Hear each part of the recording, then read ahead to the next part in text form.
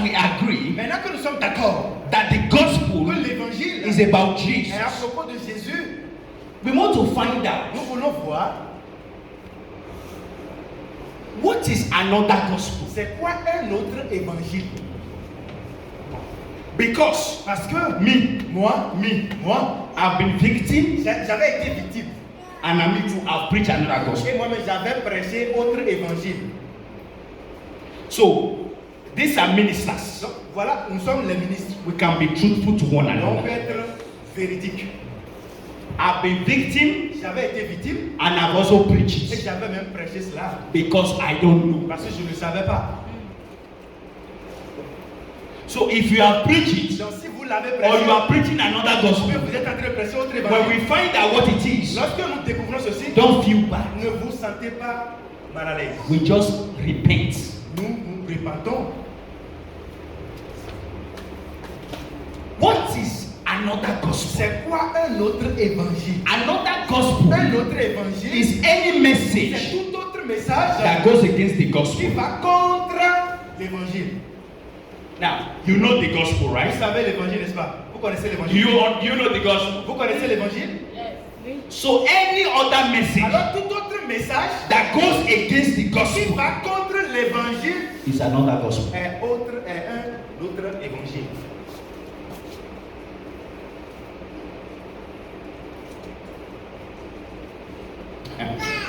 Are you here? Êtes-vous là? Now we want to see Donc nous voudrons voir what are the characteristics quelles sont les caractéristiques of another gospel, d'un autre évangile. so that if you are part of it, Pour que si vous avez pas à cela, you repent. vous vous repentez. Si vous le faisiez. Or if you hear somebody preaching another Si gospel, vous entendez quelqu'un prêcher autre évangile, you identify. vous pouvez plus ça. Identify, you know. Vous savez. Et vous sachez que telle personne est en train de. What are the characteristics Quelles sont ces caractéristiques of another de gospel? notre évangile? Galatians chapter 1, Galates chapitre 1, verse 6 to verse 9. verset 6 au 9. Please let's be fast because of Soyons time. rapides, s'il vous plaît.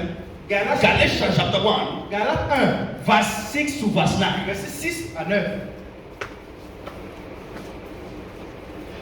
Please follow me carefully. Suivez. Je m'étonne que vous vous détourniez si promptement. C'est vraiment rapide. L'autre évangile is very conny. C'est vraiment. Comment? Conny. Subtil. C'est subtil. Oui. It's very conny because it sounds good. Ça sonne bien. It sounds religious. Ça sonne religieux. So it is very subtle. Donc c'est vraiment subtil. If you are not Si careful, vous ne faites pas très attention, even in preaching grace, même en prêchant grâce, you may preach another vous gospel. pouvez prêcher autre évangile. Because it's very conny. Ouais, c'est vraiment subtil. Et je me demande que vous vous détourniez si promptement de celui qui vous a appelé. Par quoi? Par la grâce de qui? De Christ. Pour passer à un. Allons-y rapidement. Next verse. Non pas qu'il y ait un autre évangile, mais qu'il y a des gens qui vous troublent. Première caractéristique de d'autres évangiles, ça vous trouble.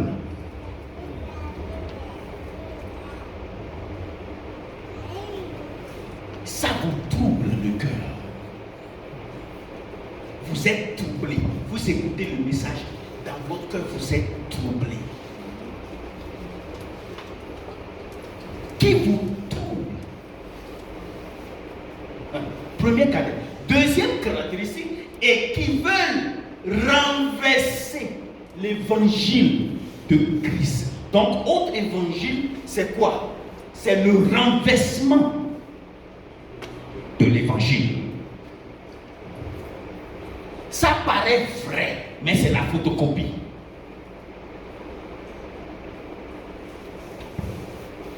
Jésus dit, je t'aime inconditionnellement. Toi, tu viens, tu dis non, Jésus ne t'aime pas si tu ne pries pas. Autre évangile. Parce que ça a renversé le vrai évangile. Et là, si tu écoutes ça, toi, peut-être tu es vraiment fainéant, tu ne pries pas. Donc ça va te troubler le cœur. C'est que tu deviens agité dans le cœur. Ça trouble. On n'est pas tranquille. On n'a pas l'âge. Oh my goodness. Listen. Première caractéristique, ça trouble le cœur. Allons-y. Mais quand nous-mêmes, quand un ange du ciel annoncera un autre évangile que celui que nous vous avons prêché, qu'il soit anathème.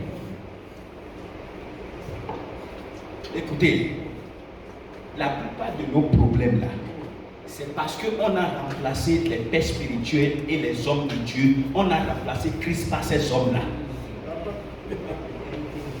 Donc ces hommes sont devenus des dieux qui déterminent votre doctrine. Choukata. C'est un moment de repentance pour nous, s'il vous plaît. Nous tous. L'homme de Dieu devient la doctrine. Oh, je crois ça parce que papa a dit. Christ a dit quelque chose et tu dis papa.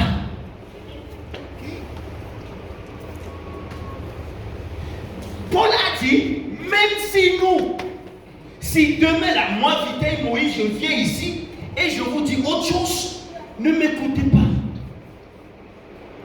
Et Paul me met à aller plus loin pour dire même les anges. Donc vous pouvez faire des rêves dans lequel il y a quelqu'un ou un ange qui vous donne un autre message. Parce qu'on n'a pas seulement les anges de Dieu, mais aussi les anges du diable. Donc même les anges, cela veut dire, quelle que soit la taille, le ministère, la personne, madame, si ce n'est pas l'évangile, je suis désolé, je vous respecte, mais on n'est pas ensemble.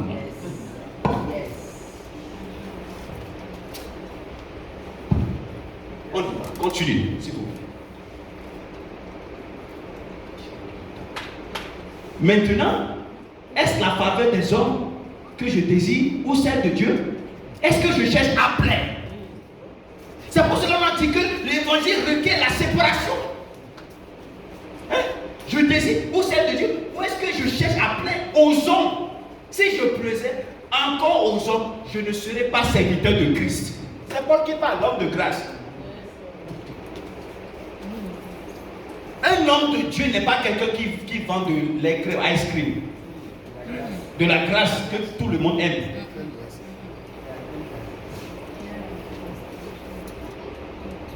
Je vais prêcher mon message.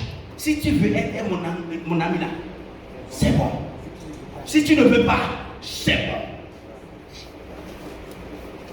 On est d'accord? On peut continuer rapidement. Next verse. Verset suivant, s'il vous plaît. Je vous déclare, frère, que l'évangile qui a été annoncé par moi n'est pas de l'or.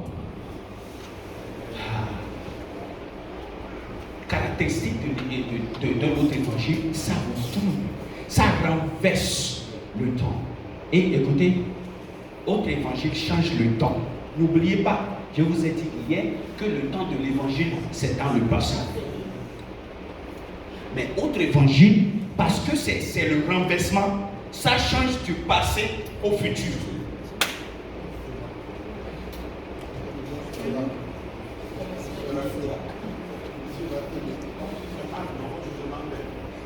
Oh, écoutez, oh, tu n'es pas encore justifié. Tu seras justifié. Tu seras aimé. Tu seras accepté. Tu seras béni. Si vous étudiez votre Bible là, vous allez voir que ce n'est pas tu seras, c'est au passé. Tu seras pardon. Alors que la Bible dit que tu es déjà pardon. Donc vous pouvez identifier votre évangile. Et je n'ai pas assez de temps pour aller dans le détail, mais le peu que je vous ai donné, c'est déjà bon. Et l'Esprit Saint va vous aider pour aller loin dans les études. Dieu merci, nous avons notre papa là. Vous pouvez poser des questions, vous pouvez écouter. Le message de la grâce apparaît simple, Mais il y a assez de choses dedans. C'est pour cela, si tu comprends le message, tu as assez de messages que tu n'as pas le temps pour des messages qui n'ont rien. Moi, j'ai commencé sur mon Facebook un enseignement, je suis le pardon des péchés, de janvier jusqu'au décembre. Il y a assez. Aïe. Gloire à Dieu. Est-ce qu'on est mes amis? Maintenant, écoutez, mais la question qu'on se pose en tant que des hommes de Dieu, c'est quoi? Maintenant, je comprends que vraiment, c'est Jésus. Mais comment je vais faire? Est-ce que je viens seulement les dimanches, Jésus, Jésus? Je veux faire des disciples. Je dois enseigner. C'est la règle. Normalement, l'église devait être une école. Étude, mais si étude. Normalement, là, école biblique, là. Non. La Bible a dit, il a donné à certains pasteurs, prophètes, blablabla. Pourquoi? Pour le perfectionnement des saints. Et pour que les saints fassent quoi? L'œuvre du ministère. Donc, c'est la responsabilité de l'église. Mais comme l'église ne veut pas ça là, donc, oui, les écoles. Mais le travail, l'église c'est une école. On est ensemble. Maintenant, comment on fait des disciples de manière pratique avec ce message? Ça va être vraiment simple. Comment on va faire? Écoutez, je vais vous montrer que l'évangile n'est pas seulement prêché, mais c'est aussi enseigné. Actes chapitre 5, verset 42. Rapidement, s'il vous plaît. Actes chapitre 5, verset 42. Actes chapitre 5, verset 42. Écoutez, regardez. Et chaque jour, combien de jours? Chaque jour, dans le temple et dans les maisons, il ne cessait d'enseigner et d'annoncer. Donc il y a le côté annonce, il y a le côté enseignement. L'annonce c'est évangélisation. Enseignement c'est disciple-là. Donc cela veut dire quoi? À l'église, vous devez endoctriner vos disciples, vos fils avec la doctrine du Christ.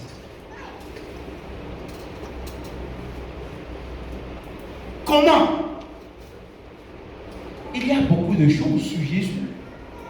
Il y a la justification par la foi que vous devez enseigner. Il y a la justice de Dieu. Il y a la résurrection de Dieu. Il y a le pardon de péché. Il y a la vie, il y a l'amour. Donc, comment, au moins, avant qu'on ait des documents, etc. Parce qu'il n'y a pas assez de documents qui passent sur des choses comme ça. Donc, il faut commencer d'abord par là. Et écoutez, si on a besoin d'être là, on n'a qu'à demander. Papa, s'il vous plaît, j'ai besoin de message sur la justification de Dieu. Il faut commencer par là d'abord. Vous pouvez ne pas aller dans une école maintenant, mais il faut commencer. Maintenant, je vais changer mes messages. Commence par là d'abord. Papa, j'ai besoin de messages sur le pardon. Est-ce que vous avez quelque chose sur le pardon des péchés? Parce que tu sais qu'il n'y a pas d'autre message. La raison pour laquelle on ne cherche pas les vrais messages, c'est parce qu'on a beaucoup de choses à dire. Aujourd'hui, il va parler sur ça. Non, il faut commencer. Quand tu commences par là, tu seras endoctriné avec le Christ jusqu'au point où, même si tu passes sur le mariage entre quoi, tu vas revenir sur Christ quoi. Ça, c'est comment commencer de manière pratique. On est ensemble. Gloire à Dieu. Gloire à Dieu. Alléluia. Mon time keeper, combien? Ok. Gloire à Dieu. Glory be to Jesus. Maintenant, je vais vous donner quelques versets pour finir. Il y a des versets qui nous touchent. Ok, merci. Il y a des versets. Mais tu dis, je sais, quand vous écoutez des messages comme ça, vous avez des versets en tête qui disent, ah, mais, et ce verset-là? Mais ce verset a dit ça. Mais ce verset a dit pour le contraire. Si vous croyez bien que Jésus est le résumé des Écritures, cela veut dire qu'il n'y a pas la contradiction dans la parole.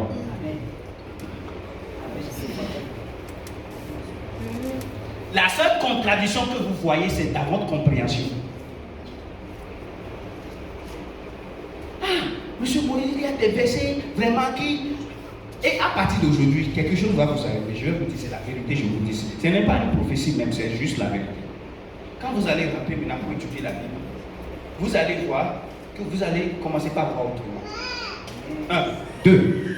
Vous allez, le défi que vous aurez maintenant, c'est que ce verset-là, mais c'est comme si c'est contraire à tout ce qu'on nous a enseigné.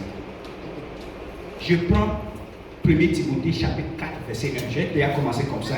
C'est quelques juste versets même, juste pour expliquer et on va partir.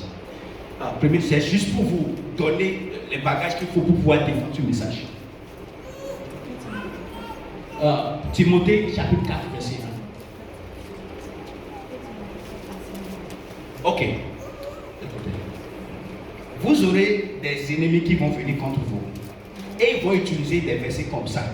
Ceux qui n'aiment pas la grâce. Je ne sais pas comment tu peux être chrétien et n'aimes pas la grâce. Alors que c'est la grâce là qui t'a sauvé. Mais l'Esprit dit expressément que dans les derniers temps, quelques-uns abandonneront la foi pour s'attacher à des esprits séducteurs et à des doctrines de démons. Attendez là.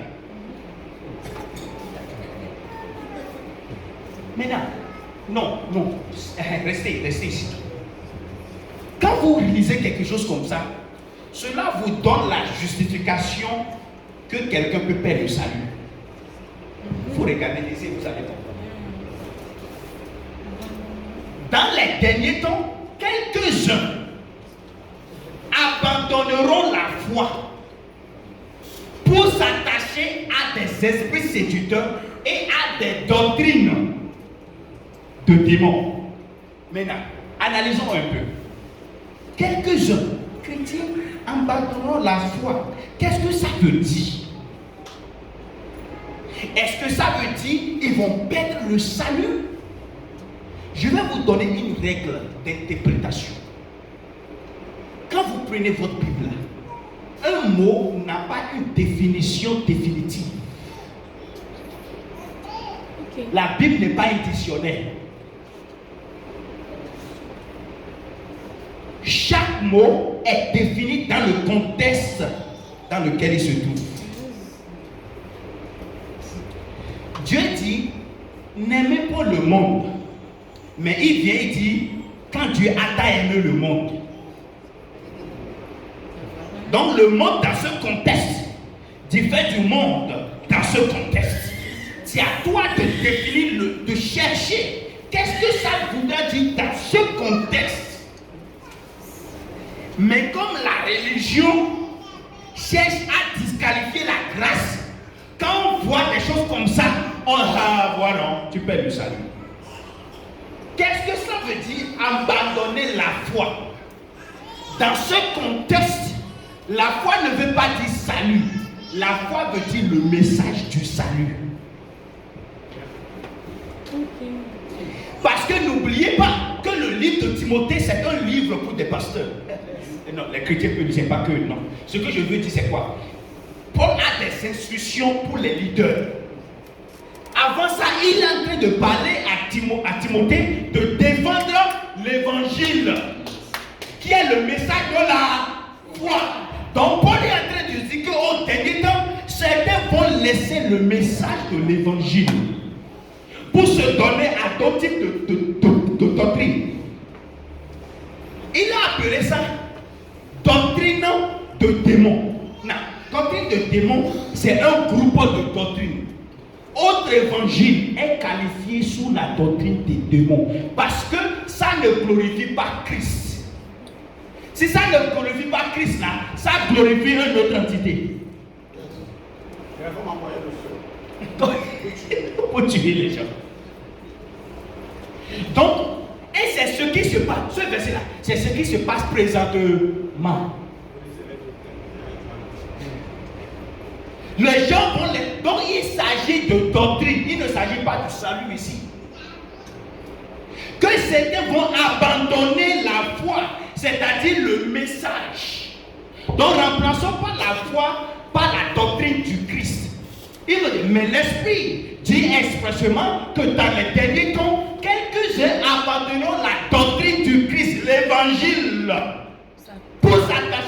à des esprits séducteurs et à des doctrines de démons. Écoutez-moi, écoutez-moi. Quand vous voyez des rassemblements et des choses se passent là, il ne faut pas conclure que c'est Dieu. Parce qu'il y a l'esprit de Dieu, il y a un autre esprit. Donc, comment vous allez savoir? Je vais vous aider. Parce que les gens sont confus. Ah, mais l'autre il fait. Non, écoutez-moi, écoutez-moi. C'est pour ça qu'on a besoin de l'enseignement. C'est, homme de Dieu, c'est le message dans la bouche qui détermine l'esprit en opération.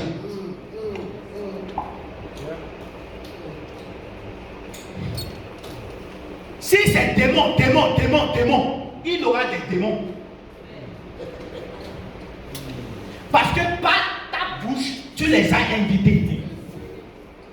Et dans les environnements comme ça, c'est pour cela que la délivrance ne finit jamais. Je ne vais pas aller dans les détails. Le diable donne le travail aux hommes de Dieu pour que les hommes de Dieu n'ont pas le temps pour la doctrine du Christ. Parce que c'est à travers la doctrine du Christ que les gens seront libres. Comme ça. C'est pour cela qu'on va continuer de chasser ces démons-là. Et ça va même devenir un ministère. Je ne vais pas aller là-bas. Le sixième appel. Glory be to Jesus. On est ensemble. Vous avez compris? Maintenant, pour vous expliquer encore plus, allons-y dans les versets suivants, s'il vous plaît. Je vais juste expliquer les versets là, on va partir. Écoute, regardons très bien. Pas l'hypocrisie des faux docteurs portant la marque de la flétrissure dans leur propre commun. Donc il s'agit des docteurs, des enseignants. Donc il parle de l'enseignement, pas le salut. Ok, allons-y. Prescrivant de ne pas se marier et de s'abstenir d'aliments que Dieu a créés pour qu'ils soient pris avec action de grâce par ceux qui sont fidèles et qui ont connu la vérité. Exemple. Ça, c'est exemple de leur enseignement. Il ne faut pas te marier. C'est un exemple. C'est pas tout. Mais c'est juste un exemple. De ceux qui ont abandonné la foi.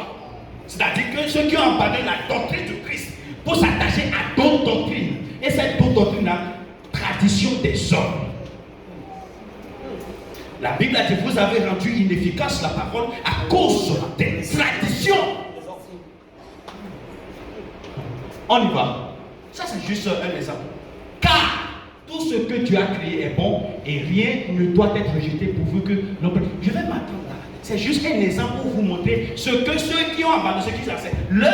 C'est juste je pense que même quand Paul a écrit ça, je pense que vraiment il n'y a pas trop aujourd'hui. Au Bénin, on a déjà créé beaucoup de choses. Il y a encore d'autres choses. Beaucoup. Donc il parle, écoutez, un homme de Dieu qui est né du nouveau. Il est sauvé à l'Esprit de Dieu. Il est sauvé. Maintenant, n'oubliez pas que notre marche avec Dieu, il y a des récompenses. Et la Bible a dit à la fin du temps, le feu, nos œuvres seront jugées par le feu. Donc, si nos œuvres là n'arrivent pas, subsiste le feu, donc cela veut dire quoi? Le salut, c'est un don. Mais le ministère, c'est une responsabilité.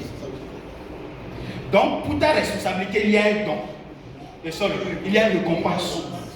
Donc, tu vas œuvrer pour avoir la couronne. Si tu ne fais pas ça à base de Christ, tu vas perdre. Beaucoup d'hommes de Dieu qui ont des millions de fidèles, ils ont de grandes églises, même parce qu'ils ne prêchent pas Christ, à la fin de compte, ils n'ont rien fait. C'est pas qu'ils vont aller en enfer, non. Ils ont déjà eu Jésus-Christ. Mais c'est vrai qu'il y a des gens qui se disent hommes de Dieu qui n'ont jamais reçu Jésus. Donc il y a des gens comme ça. Mais il y a beaucoup qui sont nés du nouveau. Ils sont même des pères. Même parce qu'ils ne font pas, ils ne prêchent pas. La Bible a dit, on nous a donné le ministère de réconciliation. Ils ont mis ça à côté, ils sont en train de faire leur ministère. À la fin de quoi Jésus va dire, désolé. Moi, je ne veux pas faire une œuvre de Dieu pour 40 ans, 50 ans de ma vie, à la fin, je n'ai rien pour ça. C'est ça. Donc, il faut faire tout ce que Dieu vous demande de faire parce qu'il y a une récompense. Pas parce que vous allez perdre le salut. Le salut là, c'est scellé une fois de bon. Donc abandonner la foi veut dire abandonner le message de la foi, la doctrine du Christ, l'évangile. C'est bon? Rapidement, un autre verset. Romains chapitre 6, verset 1. Est-ce qu'on est ensemble? Oui, rapidement, c'est juste Romains chapitre 6, verset 1. Deux versets, on va parler. Romains chapitre 6, verset 1. C'est juste pour vous aider, pour que vous ayez cette balance-là. Ça, c'est un autre verset qu'on nous balance. Pasteur, c'est un autre verset. Dit, que dirons-nous donc? Demeurerions-nous dans le péché afin que la grâce abonde? C'est une question. Et vous, cette question-là, ça va venir chaque fois quand vous prêchez la grâce. Est-ce que tu me dis maintenant d'aller pécher? Maintenant que tu dis que, est-ce que personne n'a dit d'aller pécher ici? On a juste prêché la grâce. Maintenant, si, ok, le verset là, ça veut dire quoi? Maintenant, une clé pour pouvoir vous aider dans votre interprétation de la Bible, c'est quoi?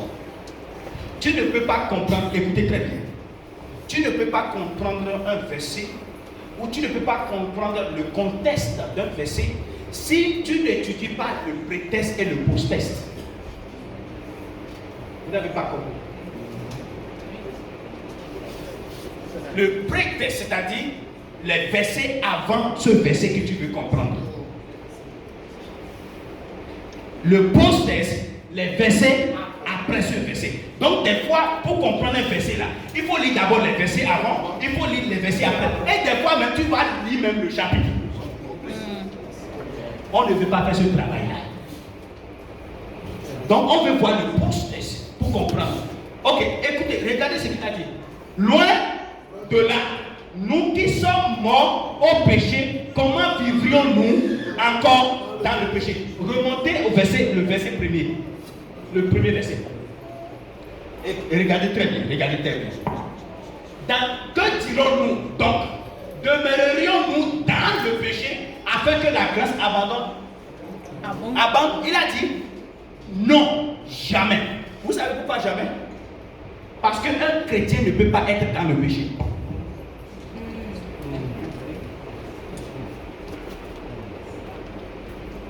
Il n'a pas dit, que dirions-nous donc? Demeurerions-nous? Il a dit, demeurerions-nous dans le péché afin que un chrétien n'est pas dans. Un chrétien peut payer, mais un chrétien n'a pas dans. Un chrétien est en Christ. C'est pour cela, 1er Jean va dire, quelqu'un qui est né du nouveau ne pêche point. Comment tu peux expliquer ça? Jean a dit, quelqu'un qui est en Christ ne pêche point. C'est là, là.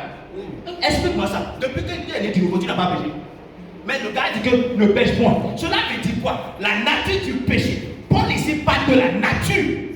Il ne parle pas des actions. Parce qu'en tant que chrétien, là, ne soyez pas hypocrite. On va commettre des péchés des fois. Donc il est en train de dire que est-ce qu'on peut. Que dirons-nous donc? Demeurons dans. Un chrétien n'est pas dans le péché. Un chrétien est en Christ. Tu ne peux pas être en Christ et dans le péché. Tu ne peux pas être dans la nature adamique et dans la nature pécheresse.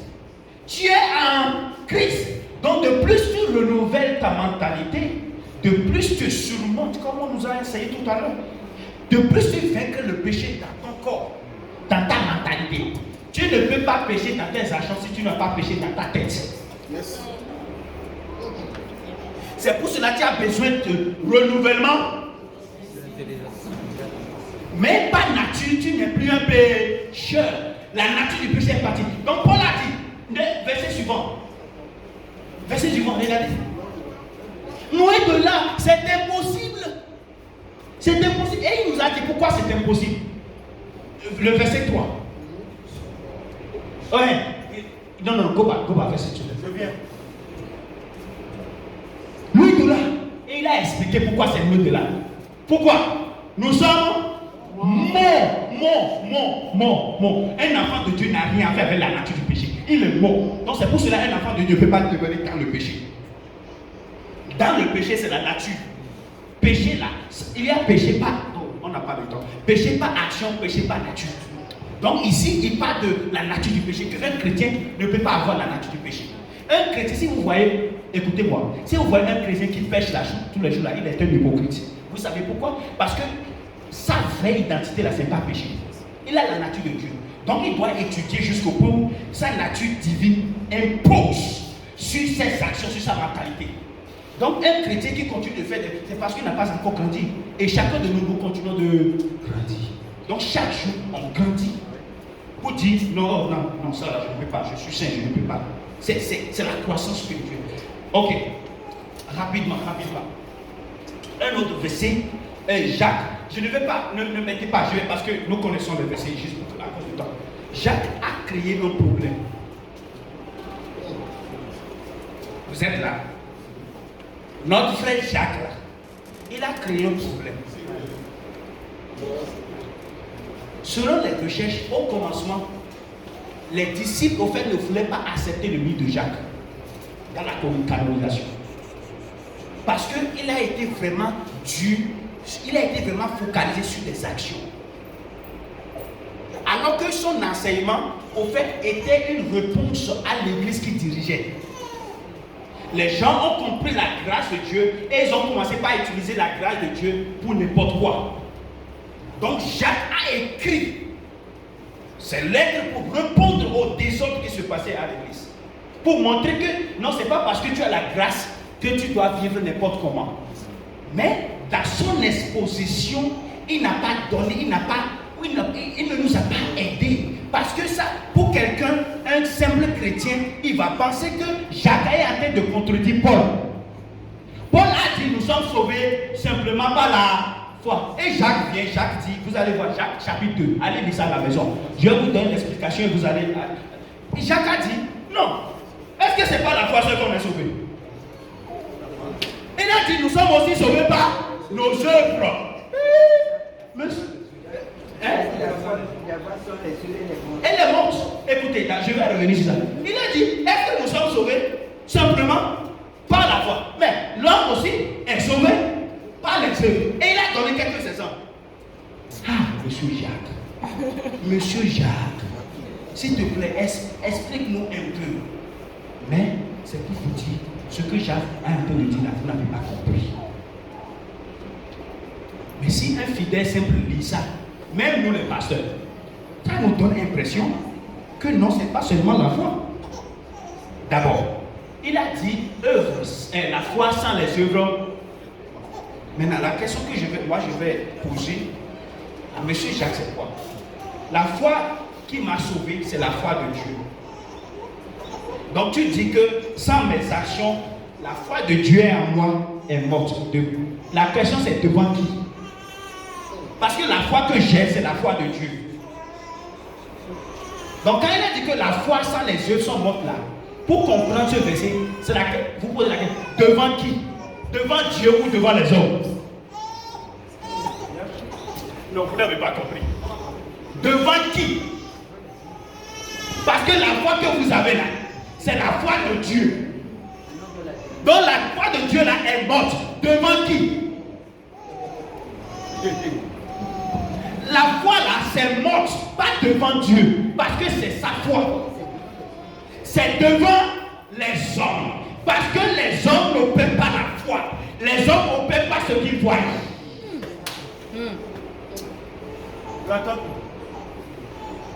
Donc si je ne vois pas que tu vis une vie de sainteté, moi je ne vais pas croire que tu es un chrétien. C'est pour cela que vous avez une responsabilité. La Bible a dit, vivez de telle manière que vous donnez gloire. C'est pour cela le message de la grâce, ce n'est pas une licence pour faire de n'importe quoi. C'est une habilité, une capacité de vivre une vie supérieure. Dites 2, verset 11. Oh, chat. Dites 2, verset 11. Ah, oh my God. Car, regardez s'il vous plaît. Car la grâce de Dieu, source du salut pour tous les hommes, a été manifestée. Sur la grâce, c'est une personne, a été manifestée. Elle nous enseigne à renoncer l'impiété et au convoitisme mondain. Écoutez, la Bible a dit que, vous savez, La loi, c'est un enseignant. La grâce, c'est un enseignant aussi. Mais c'est quoi? La grâce est un bon enseignant. Vous avez compris? Vous avez vu ça? Que la grâce, ça t'enseigne. Ah, qu'est-ce que la grâce? Je suis né de nouveau. Je suis saint. Mon corps est le temple de Dieu. Non, je ne veux pas faire ça. Pas que tu es en train de te forcer. Même si tu fais ça là, tu te dis, ah, ça c'est pas ma nature. Tu te lèves. Non, je vais faire mieux. Je vais faire mieux. Ah non, comment moi, enfant du président des présidents, en train de s'amuser avec quelqu'un, vraiment, non. Ça, la grâce, ça t'enseigne. Parce que la grâce te montre qui tu es en Christ, ce que Christ a fait. Donc quand tu vois ce que Christ a fait et ce que tu es en Christ, tu vois, il y a des choses que tu ne veux pas. Est-ce que vous avez compris? Donc Jacques, quand il parlait que la foi sans les œuvres sont mortes, il parle du fait que la foi sans les œuvres, sans la manifestation, c'est morte devant les gens. Ton ministère là, c'est les animaux qui, tu fais ton ministère avec les animaux. C'est avec les êtres humains. Les êtres humains jugent pas ce qu'ils voient, par la foi. Dieu fait avec la foi. C'est pour cela, tu fais de n'importe quoi, Dieu te regarde et dit que non, tu es mon enfant. C'est foi ça. Mais l'homme, l'homme te juge à base de ce que tu as fait. Donc pour cela, quand tu as la foi, il faut manifester ta foi. Il faut vivre selon ta foi pour que les gens voient, ah, ce gars, le frère là, il est un enfant de Dieu. Je vais te suivre pour aller à l'église. Donc c'est comme ça. Maintenant, pourquoi il a dit que est-ce que nous sommes sauvés seulement par les yeux? On est aussi sauvés par la foi. Maintenant, ok, d'accord. Maintenant, quand il dit que nous sommes aussi sauvés par les œuvres là, il dit quoi? Vous savez, le salut c'est la justification par la foi, n'est-ce pas? Ok, good. Madame a déjà compris. Écoutez, donc quand il parle de salut là, que vous êtes sauvés aussi par les œuvres, il parle de deux justifications, de deux justices du moins. Il parle de la justice par la foi devant Dieu et la justice par les hommes, par les œuvres devant les hommes. Vous n'avez pas compris. On dit, vous n'êtes pas seulement sauvés par la foi, vous êtes aussi sauvés par les œuvres. Maintenant, devant Dieu, vous êtes sauvés par la foi. Devant les hommes, vous êtes sauvés par les œuvres. C'est les œuvres là qui vous justifient devant les gens. Vous avez compris? Hein? Maintenant, pourquoi il a donné des exemples? Il a utilisé Abraham. Il a utilisé hein? Rahab là c'est qui? Ok. Attends, prenons celle de la scène. Il a utilisé Abraham, que Abraham aussi est sauvé, est justifié par les œuvres. Alors que la Bible nous a dit que Abraham est seulement justifié par la foi. Mais il dit quoi? Écoutez, quand Dieu est venu vers Abraham, Dieu a dit, je vais te donner un fils. Mais ce fils-là, quand le fils est venu là, prends ce fils-là pour me sacrifier. D'abord, Abraham a cru dans la promesse. Ah, je voulais mentionner ça hier. Abraham a cru dans la promesse de Dieu. Vous êtes là. La promesse, Isaac est venu. Quand Dieu est venu pour dire, prends Isaac pour le sacrifier. Pour démontrer à Dieu que Abraham, j'ai cru dans ce que tu as dit. Abraham n'a pas refusé.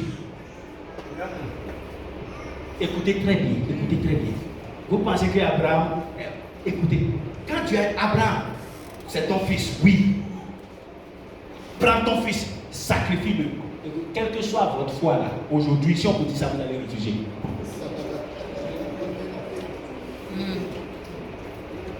Quelle que soit votre foi là, si on vous dit ça aujourd'hui, même si vous dites oui, madame va dire non. Est-ce que vous écoutez? Mais qu'est-ce qui s'est passé? Dieu a dit à Abraham, je vais établir mon alliance avec toi, Isaac, ton fils. Et Dieu, le même Dieu est venu dire, sacrifie-moi Isaac. La Bible a dit, je n'ai pas le temps. Genèse chapitre 22. Vous allez lire ça. C'est dedans. Allez vérifier. Quand Dieu a dit, sacrifie-moi, Isaac, qu'est-ce qu'il a fait? Il a pris Isaac. Il dit, Isaac, allons-y. Selon les recherches, Isaac avait 17 ans. Donc il n'est pas un petit, un enfant. Il est un jeune. Moi, un jeune avec un homme de 90 ans, 100 ans, qui veut aller me sacrifier. Écoutez très bien, parce que toute écriture concernant Jésus. Donc Abraham a pris Isaac. Et Isaac avec son serviteur. Et Abraham regarde le serviteur et dit, toi, écoutez très bien, toi, reste ici. Moi, avec mon fils, on va aller faire le sacrifice et nous allons revenir ensemble. Dieu a dit au gars d'aller tuer le gars. Et il dit à son serviteur, toi reste ici. Moi avec Isaac là, on va aller faire sacrifice. Et nous les deux, on va revenir ensemble. Abraham a cru dans la résurrection que si Dieu m'a donné Isaac et me demande de le tuer, Dieu est capable de le ressusciter. Pourquoi? Parce que Isaac jouait le rôle typologique de Jésus. Maintenant, vous avez dit, ah, Isaac, vraiment, il est gentil. Hein? Il avait 17 ans, mais il n'a rien dit. Mais le gars jouait le rôle de Jésus. C'est pour cela, à 17 ans, mon père m'a attaché. Et il a mis le couteau comme ça et je le regarde. Il n'y a pas ce jeu de 17 ans qui peut le faire. Pourquoi Isaac était tué? La Bible a dit que Jesus was obedient unto death. Il était obéissant jusqu'à la mort. He has mouth. Il avait la bouche. But in front of death, Mais en face de la mort, he opened not his mouth. il n'a pas ouvert la bouche. Because it's like a lamb Parce qu'il était comme un agneau that is slaughtered. qui est saint. Pourquoi la Bible utilise agneau au lieu de mouton? Agneau, c'est un animal qui est bête. Il suit. On est d'accord? Vous avez compris maintenant Jacques? Donc Jacques a utilisé Abraham comme un type qui a prouvé sa foi, qui a démontré sa foi par son obéissance à Dieu. Et Rahab. Qu'est-ce que Rahab a fait? Il a sauvé. Et comment il a sauvé? Comment? Il les a cachés. Il les a cachés. Et quand il les a cachés, elle a fait quoi? Quand elle les a cachés, là, elle a fait quelque chose pour qu'ils échappent. Elle a encore menti. Hein? Hein? Elle a menti, oui, oui. Mais qu'est-ce qu'elle a fait avec les gens qu'elle a cachés? Ils sont sortis par la fenêtre. Ils sont sortis par la fenêtre. Comment? Il faut aller étudier. Elle a utilisé rope, la corde. Elle a étudié la corde qu'elle a utilisée. Elle a utilisé la corde rouge, typologie du sang de Jésus. Non seulement ça, elle ne pouvait pas sauver les enfants d'Israël si elle n'a pas cru dans le Dieu d'Israël. C'est pour cela que Jacques a utilisé l'exemple d'un prostitué. Il a démontré sa foi en Dieu d'Israël par son action en sauvant les enfants d'Israël. Il n'est pas de. Il faut être saint dans tes actions pour être sauvé. Non. Ça là c'est pour maternelle. On est d'accord. Je pense que. Bon, enfin, j'ai fini. Un autre verset, c'est dans Jean. Je pense qu'on n'a pas. La Bible a dit quoi? La Bible a dit. Ça là, vraiment, ça me fait peur chaque fois. Quand j'écoute ça, la Bible dit, if any branch that is in me, Toute branche qui est en moi that does not bear fruit, et qui ne porte pas de fruits, bien, va le couper. si tu as un enfant de Dieu qui sera coupé parce qu'il n'a pas donné de fruits, c'est quel salut là? On va à l'évangélisation. Et on dit aux gens, Jean chapitre 3 verset 7, si tu crois, tu seras sauvé. On prie ensemble. Hé mon frère, félicitations, tu es sauvé. La personne vient à l'église, après une semaine, tu lui dis que tu n'es plus sauvé. Désolé, parce que tu ne donnes pas de fruits. à cause du temps, je vais juste dire ce que ça veut dire. Sinon, je vais aller dans les versets contraires.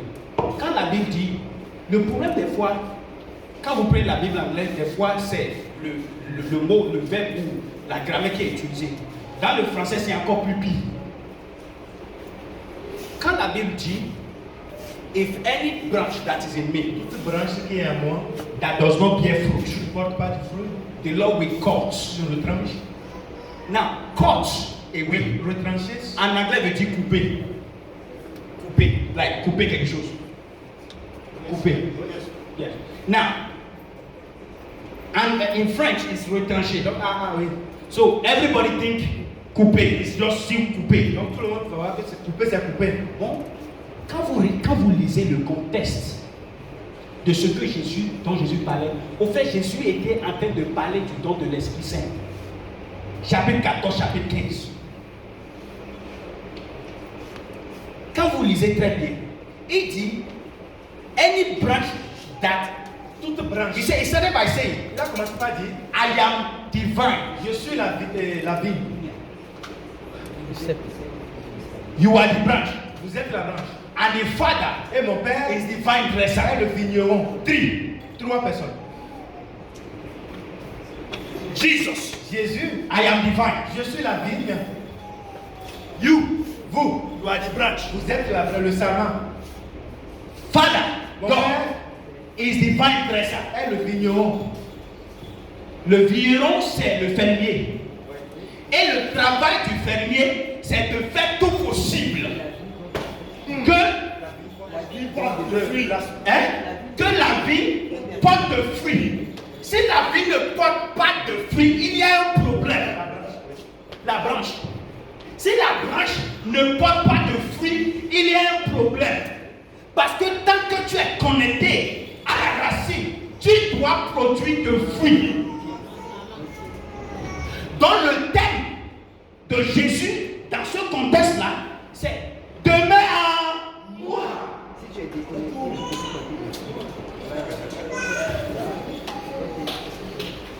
Il a dit, si tu demeures en moi et que tu ne portes pas de fruits, on va te couper et trancher.